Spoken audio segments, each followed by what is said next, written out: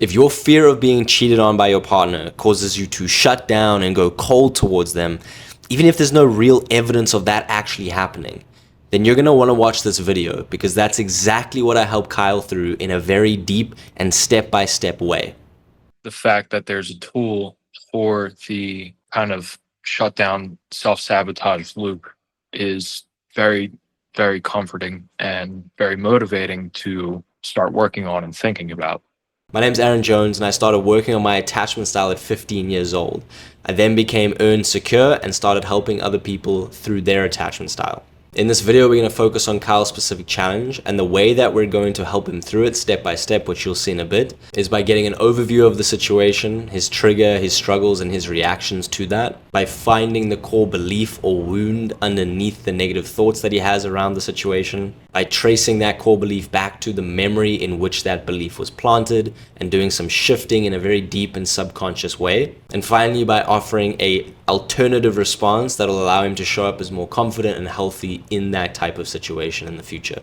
Now, before we go into that, please take a look at the disclaimer that's about to pop up, because it is very important you know what you're getting into by watching this video. It has the potential to completely shift the way you feel, think, and see certain situations in your own life, but at the same time, it could be quite uncomfortable or emotionally triggering if you're not in the right space or don't have the right support. So make sure you look at that disclaimer before continuing.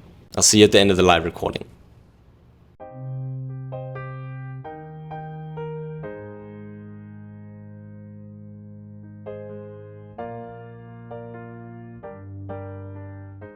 In what ways does that fear of abandonment and that like not being good enough, or like the fear of cheating, how do those come up specifically? Like in what ways?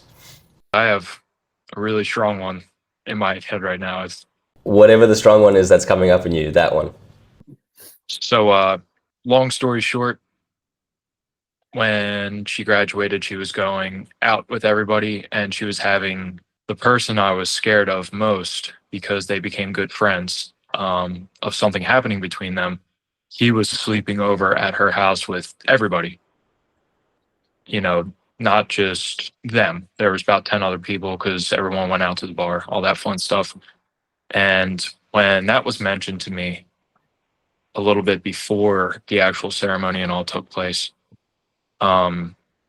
hit in my stomach immediately. Negative thought was, well, that was the triggering situation. I would definitely say that it was mentioned to me, and the negative thought I would say was, something's going to happen while I'm not there, because I was planning on coming back to my own place and sleeping in my own bed. And that was the negative thought immediately. Just, something's going to happen when I'm not there. And I'm preparing for the worst, because I feel like a very strong feeling that that's going to happen. And then What's going to happen? What was that thought specifically? that they would get together, and I would be cheated on. So like with that specific example, what type of reactions come about, if any, whether it be internal, external, whatever? Immediate shutdown. In my head, I did the steps, at least I attempted to, and I guess the fear spoke a little bit louder than the rationality. It was just shut down, and I was physically not speaking at all. And in my head, I was like, she thinks they're better because I'm not good enough, and she secretly wants to be with them. And I was thinking of the worst thing possible, just because I was, as a younger person, that's kind of, being hypervigilant was what helped me not get hurt as badly. And I was using that old fear and old protection style, I guess, just recently. So it was a combination of shut down, not say a word, which was frustrating to her, understandably, and also with the combination of assuming the worst was going to happen. And with the shutting down, so like that was probably one of my key ones myself when I was going through it. So I'm just want to get a more clear idea on how that looks for you. So obviously not speaking. Do you feel yourself being or acting very cold towards her, like not wanting to like interact with her physically, affectionately, etc., etc.? So it's almost like this like complete get the fuck away from me, disconnect kind of thing. Yeah, definitely. And a very good thing about her security and her communication, which I am kind of envious of. Um, she will tell me, like, I feel like you don't even want to like interact with me, or you don't want to like hug me. And that right there is what creates the shame and guilt that you always mentioned. But yes, to answer your question, it is just cold. Don't touch me. Get away from me. I don't want to talk about this. It's just going to make me feel worse, and etc. So what we're gonna do now is we're gonna dig into this first fear because, and this is really important. Would you agree with me? And I would assume you do just because of the fact that you're bringing this up and you kind of want to work on it. Would you agree with me that the amount of anxiety and fear you had around that specific situation and context doesn't necessarily match the reality? Like it almost feels like the intensity we feel inside is like more than it should be, quote unquote. 110%. Yes. Okay, awesome. I'm glad you can see that and feel that. What that means is that there is something else inside being like poked or triggered that might be in some way related to the idea, but isn't necessarily about the situation. So it's almost as though we see this thing happening, and in normal situation or normal circumstance, it would just be like, oh, okay, everybody's sleeping over, so there's nothing like to worry about. It is what it is. This is normal. I might even do this at some point, blah, blah, blah, blah, blah. But all of a sudden we see that and something inside of us just gets like lit up.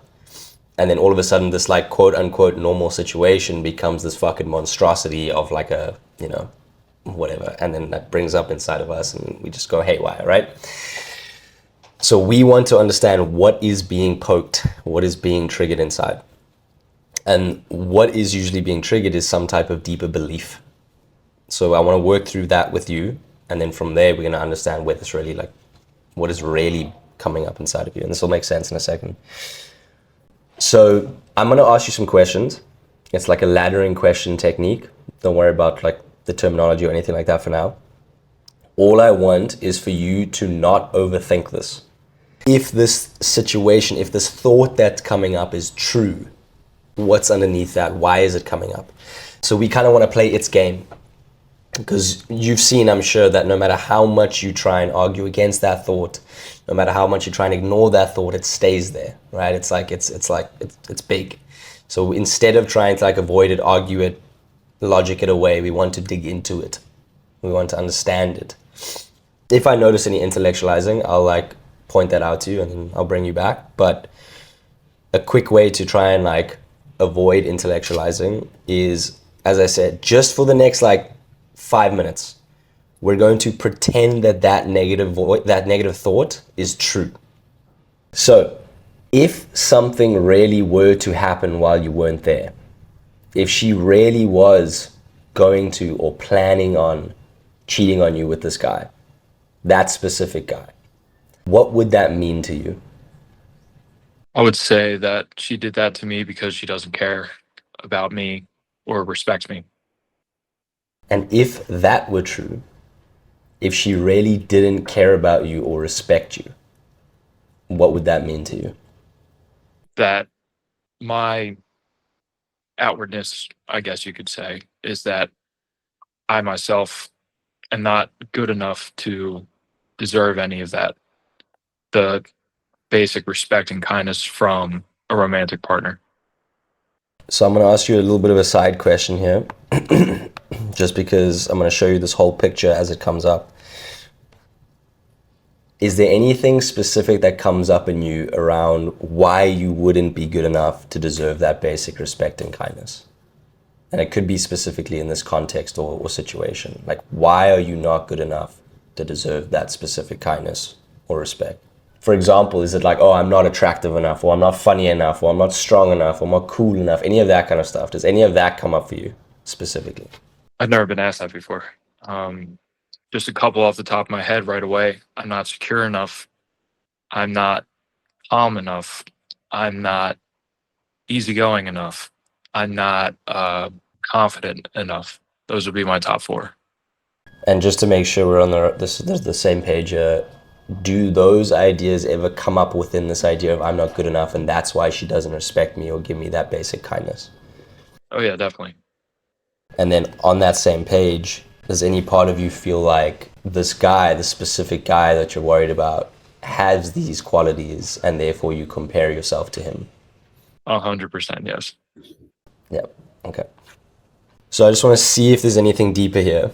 If you weren't good enough to deserve that basic respect and kindness from her, what would that mean to you? That would mean to me that I just simply must not deserve it. So you're just like not deserving. Definitely. So I just want to show you something really cool quickly. Well, not like cool, but interesting, let's say. I'm a psychology nerd, so I find this stuff fucking awesome. So something really important to understand around these thoughts that come up and why it's so hard to like let go of them or like avoid them or ignore them or argue against them, right? For example, we mentioned earlier, when you have this thought of like something's going to happen when I'm not there, it's very hard to ignore that. Very hard to like push that out of your mind, logic against it, anything like that. It's almost as if there's some part of us that's just like fucking grabbing onto it and like believing it to be true, right?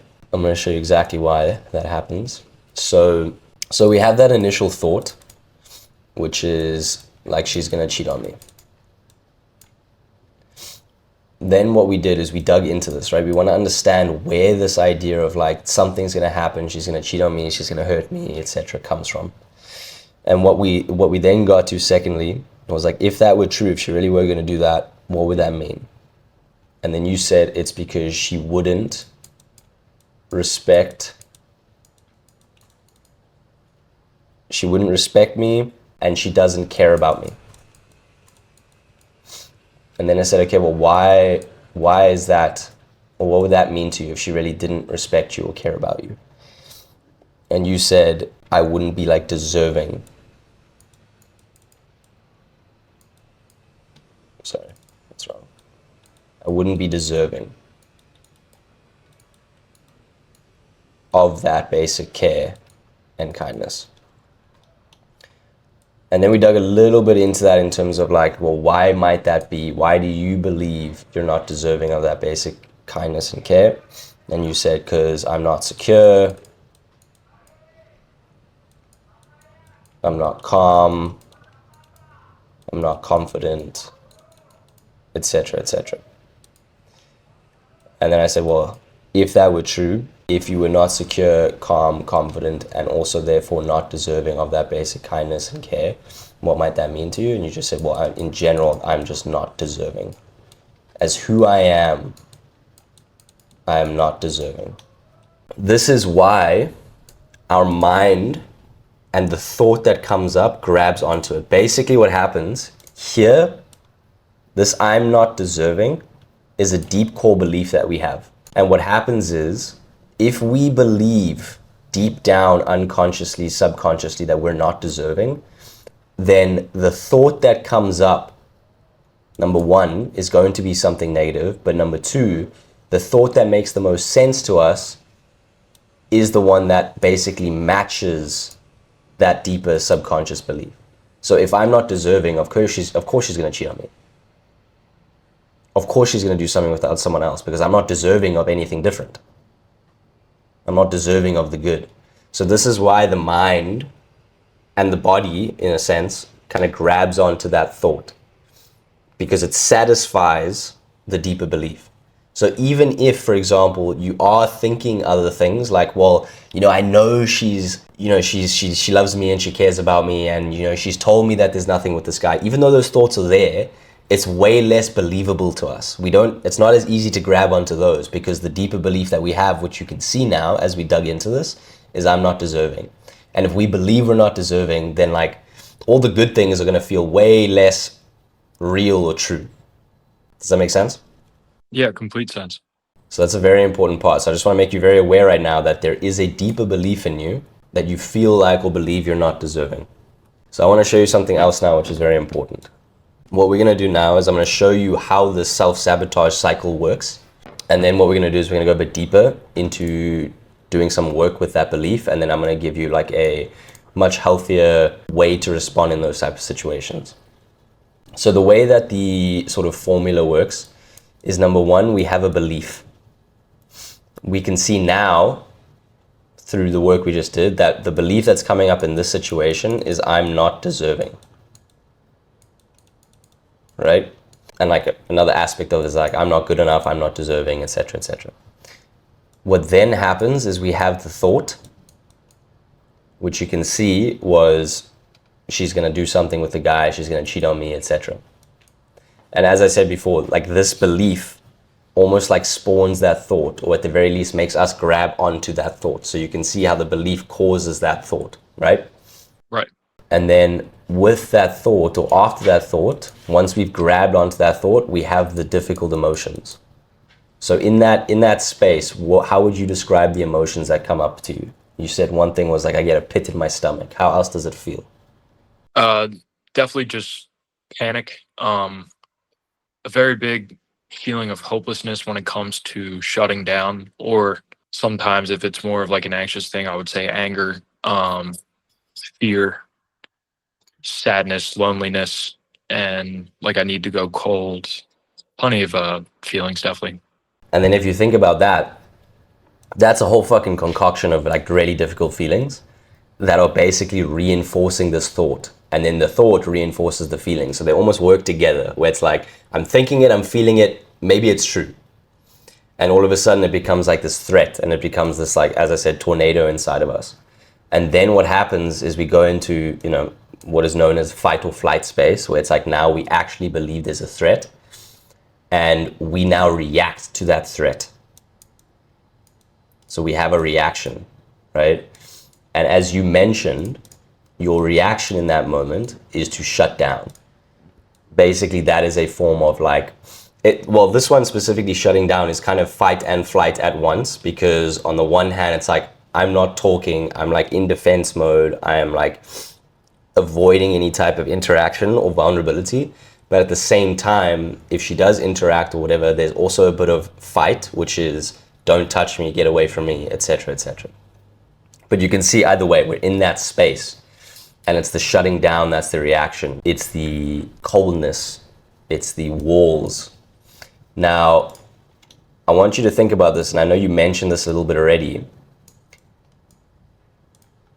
What would you say the negative outcome is that happens? Like, what is the consequence of you shutting down, of going cold?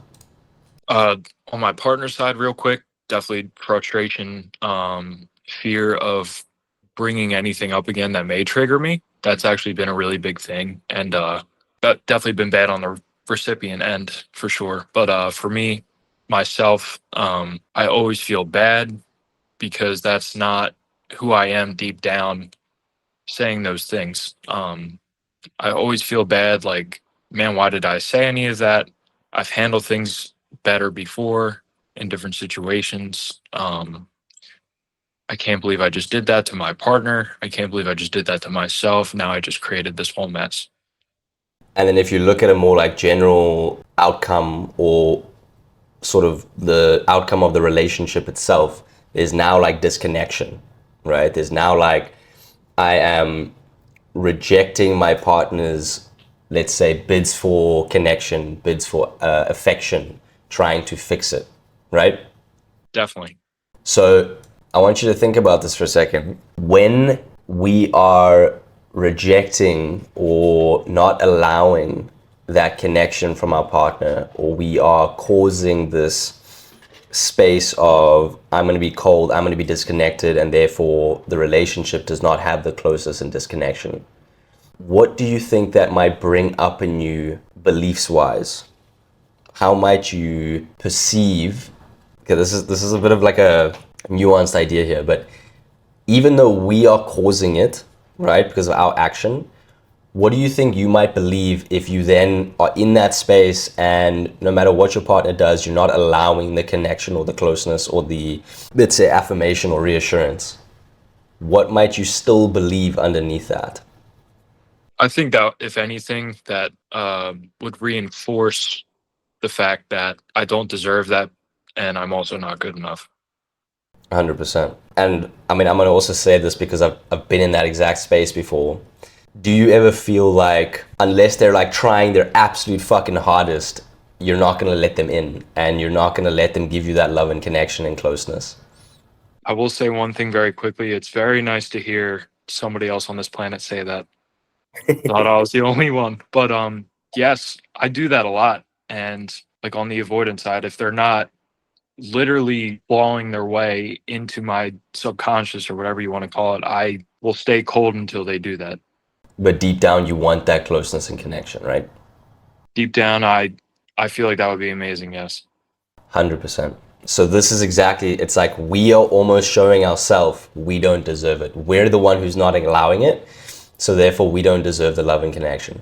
It's like that. This is the fucking crazy thing about self-sabotage, is that the very thing that we want, for them to be like, I fucking love you, I care about you, I'd never hurt you or cheat on you, like come give me a hug, come give me a kiss, etc., etc.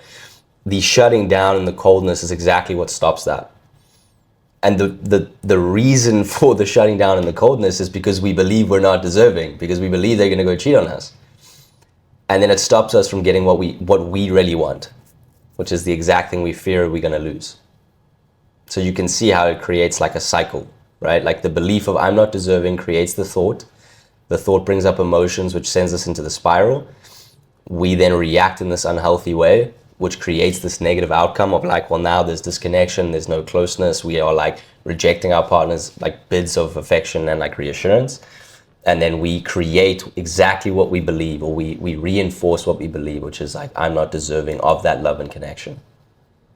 Yeah, definitely. That all makes complete sense. And I can think of so many situations where exactly that has happened. So would you agree then, and I just want to anchor this in, that that way of doing it is not giving us what we really want, which is like the love, connection, and closeness? Yeah, just like we discussed, honestly, that if anything is doing the opposite. 100%. It's exactly what's happening. So what I want to do now, you can see that that belief is there.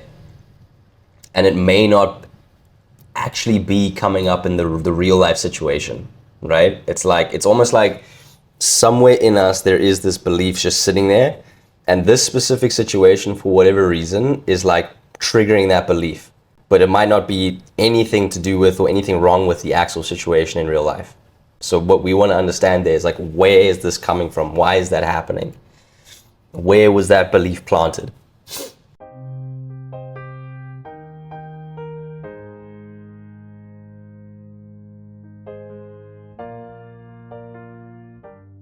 What I'd like to invite you to do is to get as comfortable as you can and close your eyes. And I'm going to guide you through something. And I would like you to be open to whatever comes up. Try not to argue against anything or let any overthinking or logicking out of things come up. Trust in whatever comes up in you naturally. I'd like you to take yourself back through that situation where your partner was sleeping over at that place and this other guy was going to be there too. And then that negative thought came up. Something's going to happen when I'm not there. And then the feeling came up. Where do you feel that feeling in your body? Right in the pit of my stomach. And if you were to give that feeling a color, what color best matches that feeling? Red. And how does it physically feel? Like, is it a twisting, pulling, stabbing? I would say kind of like a banging, like someone trying to bang on a door. I want you to focus in on that red banging in the pit of your stomach. Paired with this idea or belief of, I'm not deserving. And I want you to take yourself back as far as you can in your memory, all the way to childhood if preferable, to where you felt that same red banging in the pit of your stomach with this idea of I'm not deserving. And when something comes up, a specific memory, just let me know. As young as I can remember, I would say about 4 years old. I remember I dropped a glass. It slipped out of my hand, and I filled it up with water, and I got my hand wet, and it fell through my hand, and my dad came in and yelled at me, berated me. Pretty sure that he physically took it out on me as well, that I broke the glass. And that is where that all started. Like, I could, as far back as my memory goes, that is one of the first things I can remember. That feeling. And when that happened, when your dad, yelled at you, berated you, potentially did something physical to you just because you dropped a glass, what do you think that made that 4-year-old kid believe about himself? That I was not good enough because I messed up. Does anything else come along with that idea of like, I messed up, therefore I'm not good enough? Any other ideas, thoughts, or beliefs? I'll definitely say that I'm not deserving of love because I did something so bad to make someone angry at me, and that it was justified for the love to be taken away. So it's almost like the love was like conditional based on how you were or acted or... Yes. So I'd like you to almost imagine like you have a TV remote and you're pausing that memory. So everything in that memory froze. And you and I stepped outside of that memory and we were looking in on this memory now. And you're no longer that 4-year-old version of yourself. You are you at your current age with all the knowledge and wisdom, experience, skills, understandings that you have now. And we're looking in on the situation and we're seeing this 4-year-old being berated and yelled at, potentially physically hurt by his father for dropping a glass because his hand was fucking wet and it slipped through. With all this knowledge we have now, with all this maturity, experience, emotional intelligence, skills that we've built up, when you look at that situation, what do you now know to actually be true about that situation? That what I did was a mistake and it did not deserve the type of reaction out of my caregiver that was received. So now that you can see that you were actually just on the receiving end of somebody who didn't have the ability to like emotionally regulate, to handle a situation in a healthy way, to have the emotional maturity and intelligence to like deal with the 4-year-old kid who obviously is going to make mistakes. What do you now believe about that little 4-year-old kid? That a mistake does not mean that they're not good enough, and a caregiver should be able to emotionally regulate and reassure the kid so that belief does not get reinforced. And bring the focus back to that little kid. What do you believe about him now, having seen him go through all of that and knowing the truth of the situation now? What do you believe about him as a person? Even though it was just a mistake, that he is good enough. Are you open to me adding my own perspective, being someone who's viewing this as well? 100%. So when I see that 4-year-old kid having to deal with a dad who doesn't know how to fucking be a healthy, communicative, kind, gentle, loving dad, I see a kid who's pretty fucking strong because he went through it and he survived it and he did what he had to do to sort of like be in that situation, and that takes strength and courage. Would you agree? Yes, and I do appreciate that as well. I'd like you to now point that remote at that 4-year-old kid and only for him reanimate that memory. So everything else is still frozen, but him and you are now in the same space together. And I'd like you to walk up to him and I'd like you to take a bit of time to just look at him, view him, acknowledge what he had to go through, the situation in that one, and I'm sure in other situations too, that he had to endure and experience. And just really acknowledge and understand who he was and what he had to deal with. And then I'd like you to take a second to think about what he needed in that situation instead of what he got. What could have been said or done that would have made him feel good enough, safe, secure, supported, deserving of love, regardless of what he did? I would definitely say that in a more calm, kind, and gentle demeanor, the simple reassurance that mistakes happen and that it's a mistake, not something that that kid did wrong, and that kid is not a bad person for doing what happened because it was not intentional. I'd like to invite you to imagine yourself being that version that you needed back then. Say what it is he needed to hear to him. And if there's anything he needed physically as well, to again feel safe, secured, loved, I'd like you to offer that to him. And really just experience that, like feel that connection. Just take some time and be there with him and offer him that, what he needed back then. How's he responding to that?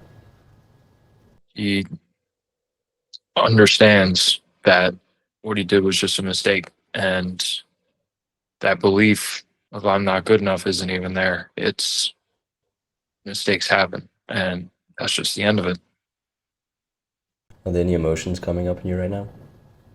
Definitely see calmness and just a lot of awareness of that situation that was very deep rooted, that I have not visited in a very long time, and how an emotionally maybe unintelligent person affected something in me that I haven't looked at in a long time. So the fact that I just did for myself what he should have done, it brings a lot of awareness, and it brings a lot of calmness and reassurance that that kid wasn't what people said he was. So when you're ready, I'd like to invite you to open your eyes. So very cool. Good job with that. And I appreciate you sharing and being open and vulnerable.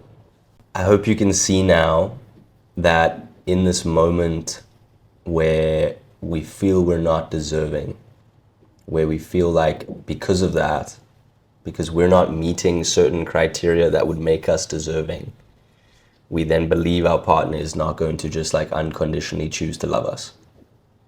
And therefore, like, respect the boundaries of the relationship or care about us and so on and so forth. And then there's a part of us as well that believes we're not deserving of like her trying to make up for it, right? Just like offer the love and connection that you're looking for because we feel like we don't meet the criteria to deserve that.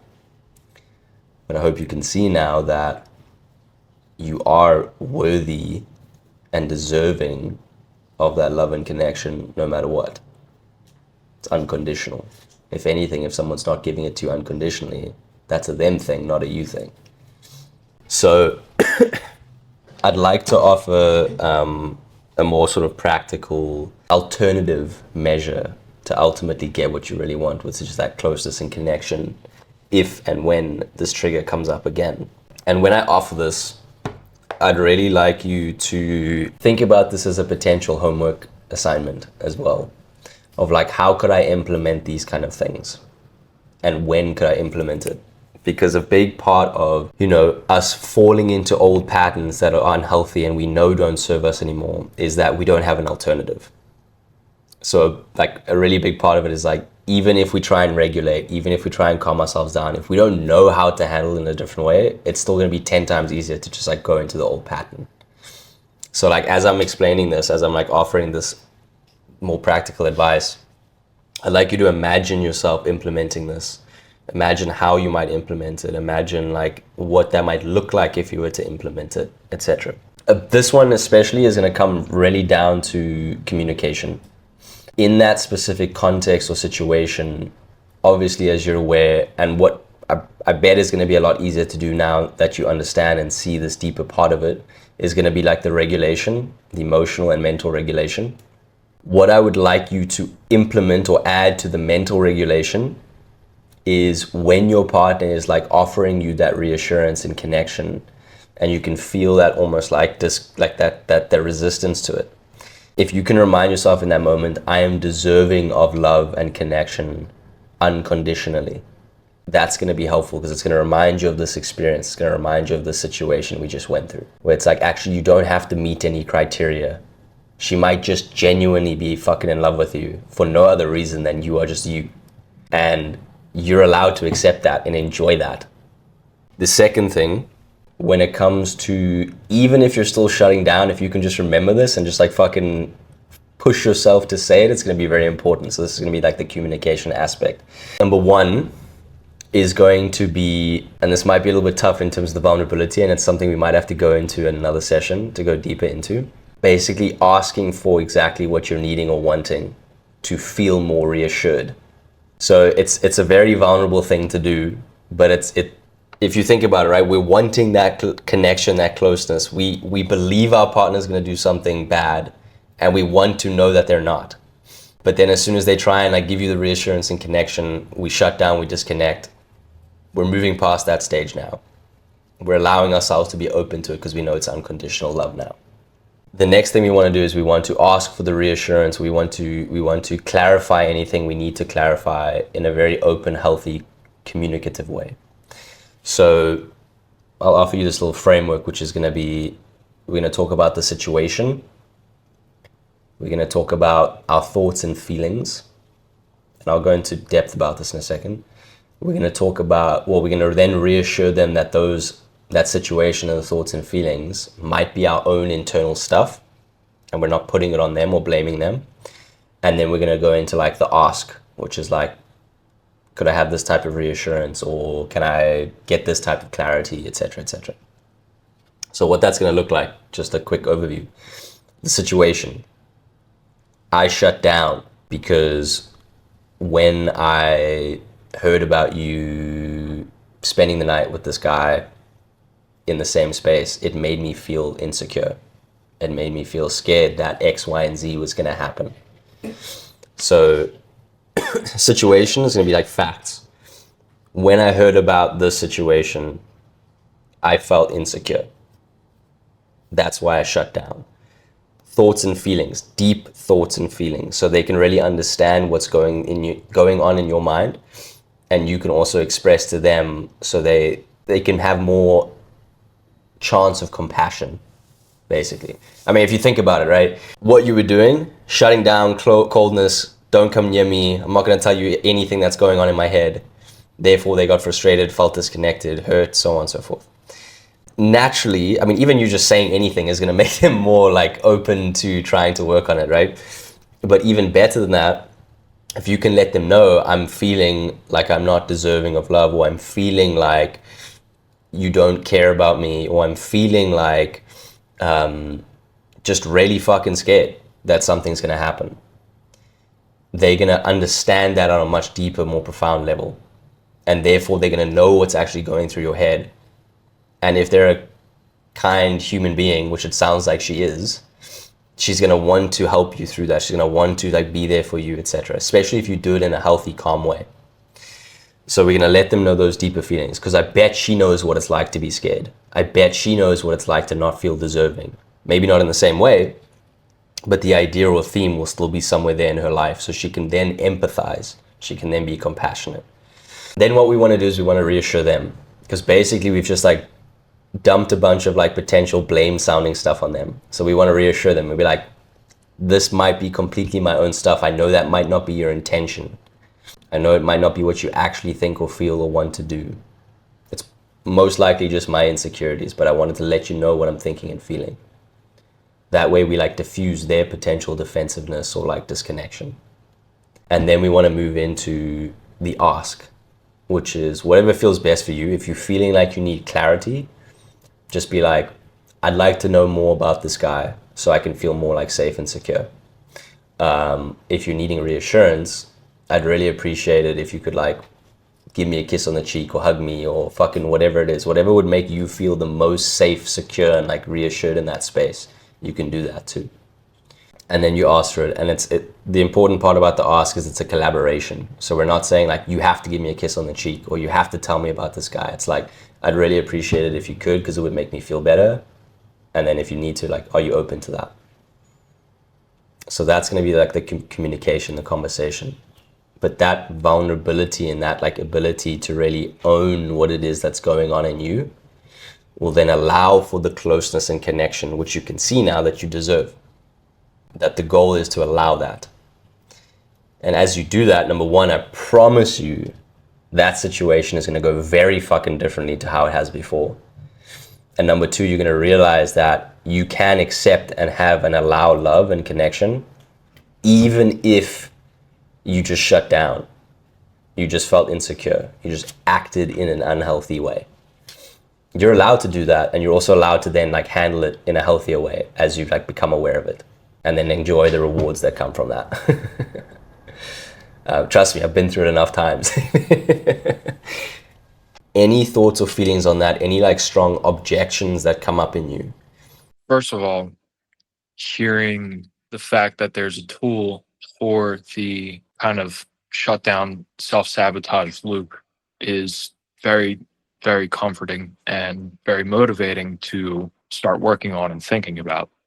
I wouldn't really say any objections. If anything, maybe just the fear of her reaction. But again, I think that's more of a myself thing, because not to go too in depth, just, for another time, maybe. There have been times where I've been afraid of that in my childhood as well, fear of reactions. So that would probably be the only pushback I would have. But I'll be completely honest, the good definitely outweighs the bad in this situation. Just the fact that you just told me there's a sabotage loop, and then you gave me the same loop, but to communicate it, and then you told me it's okay as long as it's, handled properly for me and my partner, that would be great. And that is just very, very great to hear. It's very calming. It's good to know that there's tools, and yeah. As my invitation for homework, if you notice any type of like shutting down coming up in you, I'd like to invite you to like try and implement this like different version of like handling the situation, the communication, the honesty, the vulnerability, etc. So I hear you on that fear about her reaction, and that's definitely something I think we should go into in another session, because that's there's a lot of different aspects within what we just went into, like, because again, there's anxiety as well. There's anxiousness as well as like avoidant, and like those are two different, like, as I said, games of the same thing. So I think that'll be a beautiful thing to go into next time.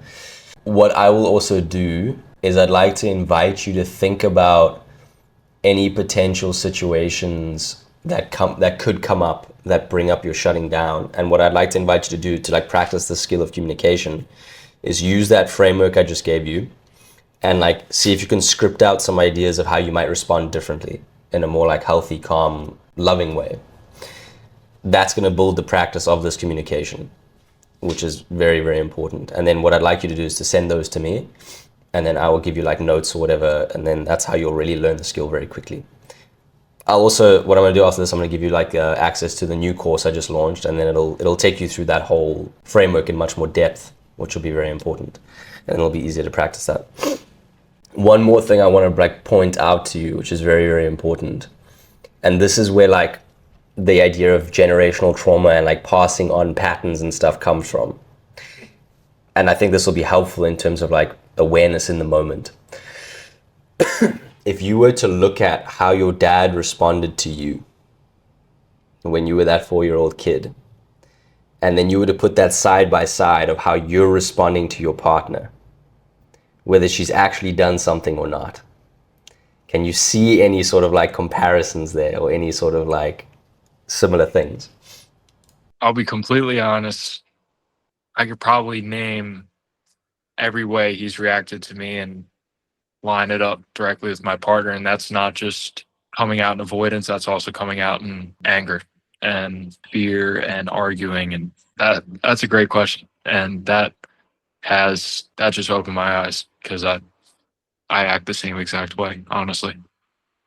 So this is very normal in the sense of, if we believe, again, we've done something wrong, or we are bad, or we are not deserving because of how we are or acted, etc., and then we see how we get, like, let's say, responded to in that type of situation, that's something that naturally we can like pick up and learn. And then all of a sudden, if that belief makes us view our partner as like a threat, or that they have actually done something wrong even if they haven't, all of a sudden it's like, okay, how do we deal with something or someone who's like done something wrong and therefore isn't deserving of love or connection? We go back to what we've learned or what we've been shown, and you can see how that's like a direct comparison. So I really wanted to bring that up again to add to that awareness of like, and I'll put this in a very blunt way, motivating yourself to not be like how your dad was to you, because you can see how shit that was for you. So yeah, that'll be important for the awareness piece too, where it's like, how can I act differently to what was done to me? How can I show up in a more healthy, calm, collected way? And now you have those tools. So that awareness piece is going to be really important, because that's going to be the thing that pushes us through some of those barriers of like, oh, but what is she going to react with? Or, oh, like, what if I like come across as lame? Or, but it's like, rather be lame, rather have her react in like a, you know, whatever type of way, than treat her like how we were treated. Because we know what that really feels like. For real. Hopefully I can find better words to explain it by the time it gets closer to the end, but I cannot describe just from one session and you reaching out how appreciative I am. I'm really looking forward to continuing, and just thank you for your time. Hey, welcome back. So I hope that video was informative. I hope to help you see things in a different way. I hope it brought up some inspiration of how to show up healthily and confidently. And most importantly, I hope to shift some internal beliefs and ideas that you might have been carrying. If you'd like to learn the skills that I impart onto my clients, learn how to work through your attachment style in a very progressive, deep, profound way so that you create life-lasting change in yourself, in your relationships, and the way you feel, perceive, all of that kind of thing, you can go check out the step-by-step to secure course that I have recently launched. You can find it in the description of this video. If you're wanting more deep, one-on-one personalized help or support, you can go check out my one-on-one coaching page, linked in the description. And if you're interested in tackling this challenge with other people, I also offer an online community. Again, you can find it in the link in the description. What I would like to offer you for free are free guides that will help you understand the self-sabotage framework a bit better, the healthy communication framework, as well as the fundamental tools and skills you need to be able to emotionally and mentally regulate. Those free guides, again, will be put in the description of this video. And then for some very special people, there is a free one-on-one coaching session that you can apply for, again, in the link in this description. I hope that helped. Let me know if you have any questions, and if you'd like to see more one-on-one coaching sessions just like this, different pain points, different struggles, just as much depth and shifting. And I'll see you in the next video.